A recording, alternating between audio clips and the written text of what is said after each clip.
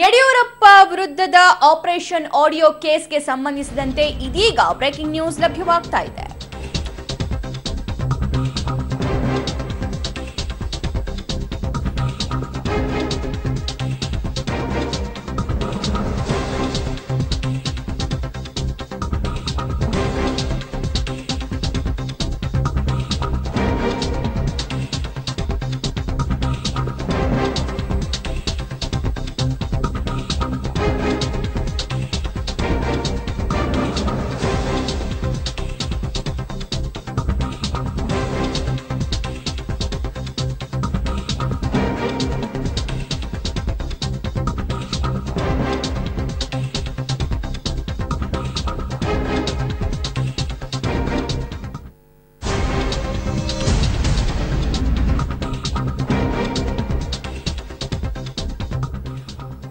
BS Yediyurappa ವಿರುದ್ಧದ operation audio ಕೇಸ್ಗೆ ಸಂಬಂಧಿಸಿದಂತೆ SIT ತನಿಖೆ ಪ್ರತಿಪಕ್ಷಗಳಿಗೂ ಬೇಡ, ಅಧಿಕಾರಿಗಳಿಗೂ ಬೇಡ ಆದಂತಾಗಿದೆ.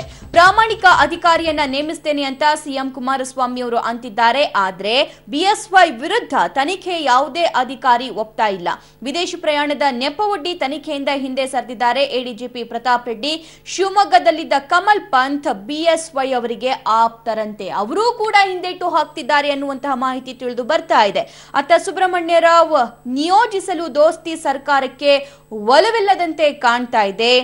ಐಜಿಪಿ ಕೆಡೇರ್ನ ಅಲೋಕ್ ಕುಮಾರ್ ನೇಮಕಕ್ಕೂ ಕೂಡ ವಿರೋಧ ಆಗುವಂತಹ ಸಾಧ್ಯತೆ ಇದೆ. ಒಂದು ಕಡೆ ಅಧಿಕಾರಿಗಳು ಈ ವಿಚಾರಣೆಯಿಂದ ಹಿಂದೆ ಸರಿತಾ ಹೋದ್ರೆ, ಮಗದೊಂದು ಕಡೆ ಯಾರು ಕೂಡ ಅದನ್ನ ಒಪ್ಕೋತಾ ಇಲ್ಲ. ಇನ್ನು ಸಿಎಂ ಕುಮಾರಸ್ವಾಮಿ ಅವರು ಕೂಡ ಉಳಿದ ಆಫೀಸರ್ಸ್ಗೆ ಈ ವಿಚಾರಣೆಯನ್ನ ವಹಿಸೋದಕ್ಕೆ ಹಿಂದೇಟನ್ನ ಹಾಕುವಂತಹ ಸಾಧ್ಯತೆಗಳು ಕಂಡು ಬರ್ತಾ ಇದೆ. ಯಾಕಂದ್ರೆ ಅವರಿಗೆ ಅಷ್ಟೊಂದು ಟ್ರಸ್ಟ್ ಅವರಿಂದ ಇಲ್ಲ. ಟ್ರಸ್ಟ್ ಇದ್ದವರೆಲ್ಲರೂ ಕೂಡ ಬಿಎಸ್ ಯಡಿಯೂರಪ್ಪನವರಿಗೆ ಆಪ್ತರು. ಅವರು ಕೂಡ ವಿಚಾರಣೆಯಿಂದ ಹಿಂದೆ ಸರಿತಾ ಹೋಗ್ತಿದ್ದಾರೆ.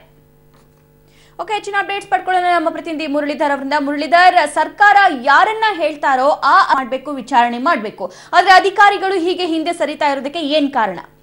ಖಂಡಿತವಾಗಿಯೂ ಸಭಾ ಏನಂದ್ರೆ, ಒಂದಷ್ಟು ಅಧಿಕಾರಿಗಳಿಗೆ ಈ ಎಸ್ಐಟಿ ತನಿಖೆ ಮಾಡ್ಲಿಕ್ಕೆ ಒಲವಿಲ್ಲ. ಯಾಕಂದ್ರೆ ಒಂದಷ್ಟು ಜನ ಯಡಿಯೂರಪ್ಪ ಅವರ ಜೊತೆಯಲ್ಲಿ ತುಂಬಾ ಆತ್ಮೀಯವಾಗಿ ಗುರುತಿಸ್ಕೊಂಡಂತವ್ರು ಆ ಹಿನ್ನೆಲೆಯಲ್ಲಿ ಆ ವಿಚಾರಣೆ ಮಾಡ್ಲಿಕ್ಕೆ ಸ್ವಲ್ಪ ಹಿಂದೇಟನ್ನ ಹಾಕ್ತಿದ್ದಾರೆ. ಜೊತೆಗೆ ಸರ್ಕಾರವೂ ಸಹ ಒಂದಷ್ಟು ಆಫೀಸರ್ಗಳನ್ನ, ಅಂದ್ರೆ ತನಿಖೆ ಮಾಡ್ಲಿಕ್ಕೆ ತಯಾರಿರುವಂತ ಆಫೀಸರ್ಗಳನ್ನ ಸೆಲೆಕ್ಟ್ ಮಾಡ್ಲಿಕ್ಕೆ ಸರ್ಕಾರಕ್ಕೂ ಸಹ ಒಲವಿಲ್ಲ. ಯಾಕಂದ್ರೆ ಅವರು ಯಡಿಯೂರಪ್ಪ ಅವರ ಜೊತೆಯಲ್ಲಿ ಆತ್ಮೀಯತೆಯನ್ನ ಬೆಳೆಸ್ಕೊಂಡಿದ್ದಾರೆ ಅನ್ನೋದ್ರ ಬಗ್ಗೆ ಸಹ ಮಾಹಿತಿ ಇರುವಂತದ್ದು. ಆ ಹಿನ್ನೆಲೆಯಲ್ಲಿ ಸರ್ಕಾರಕ್ಕೂ ಮತ್ತು ಅಧಿಕಾರಿಗಳ ಇಬ್ಬರ ನಡುವೆ ಒಂದು ತಿಕ್ಕಾಟ ಸ್ಟಾರ್ಟ್ ಆಗಿದೆ.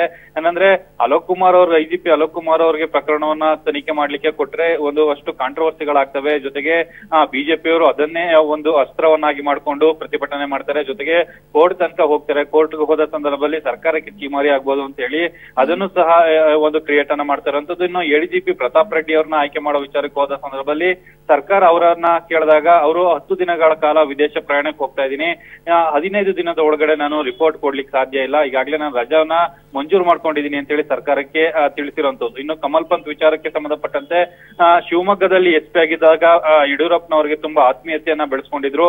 ಆ ಹಿನ್ನೆಲೆಯಲ್ಲಿ ಅವರ ಪ್ರಕರಣವನ್ನ ಕಮಲ್ ಪಂತ್ ಅವರಿಗೆ ಹ್ಯಾಂಡ್ ಓವರ್ ಮಾಡೋದು ಎಷ್ಟು ಸೂಕ್ತ ಅನ್ನೋದು ಸರ್ಕಾರದ ಮಟ್ಟದಲ್ಲಿ ಈಗ ಚರ್ಚೆಗಳು ನಡೀತಾ ಇರುವಂತದ್ದು. ಒಂದ್ ರೀತಿಯಲ್ಲಿ ಅಧಿಕಾರಿಗಳು ಸರ್ಕಾರ ಸುತ್ತಿದ್ದ ಅಧಿಕಾರಿಗಳಿಗೂ ಅಧಿಕಾರಿಗಳು ಸುತ್ತಿದ್ದ ಸರ್ಕಾರಕ್ಕೂ ಯಾವುದೇ ರೀತಿಯ ಸಂಬಂಧಗಳು ಇಲ್ದೇನೆ, ಅಂದ್ರೆ ಇಬ್ಬರ ನಡುವೆ ತಿಕ್ಕಾಟದಿಂದ ಎಸ್ಐಟಿ ಎಲ್ಲ ಬಡವಾಗ್ತಾ ಇದೆ. ಇವತ್ತು ಸಂಜೆ ಒಳಗಡೆ ಅಧಿಕೃತ ಆದೇಶ ಹೊರಗಡೆ ಬೀಳೋ ಸಾಧ್ಯತೆಗಳಿವೆ. ಅಂದ್ರೆ ಅಧಿಕೃತ ಆದೇಶ ಬರ್ತಿದಂಗೆ ಮುಖ್ಯಸ್ಥರನ್ನ ನೇಮಕ ಮಾಡುವಂತ ಸಾಧ್ಯತೆಗಳು. ಮುರಳೀಧರ್, ಕಾದು ನೋಡೋಣ ಮುಂದೇನಾಗುತ್ತೆ ಅಂತ. ಥ್ಯಾಂಕ್ ಯು ನಿಮ್ಮೆಲ್ಲ ಡೀಟೇಲ್ಸ್.